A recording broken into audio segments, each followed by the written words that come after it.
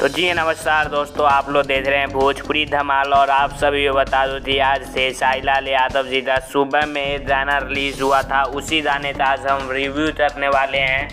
गाने का नाम है जून में। जी हाँ दोस्तों, जितने भी दिल टूटे आशिक हैं या फिर प्यार में धोखा मिला है जिन आशिकों को, उन आशिकों और जो डीजे पर भी नाचना चाहते हैं सैड सॉन्ग गाने पर, उनके लिए भी ये गाना बहुत ही बेहद ही खास है। जी हाँ दोस्तों, आप लोग बता दो कि विशाल भारती जी ने लिखा है, मोनू सिन्हा जी ने म्यूजिक दिया है और खेसारी लाल यादव जी ने इसे गाया है। वीडियो में आप तो नेहा पाठक एक्ट्रेस नज़र आई हैं। और तीसरी हमारे भोजपुरी पर आज ये गाना रिलीज़ हुआ है। वीडियो क्वालिटी काफ़ी अच्छा है सैड सॉन्ग के मुकाबले, और ये गाना भी काफ़ी पहले ही शूट हो गया था।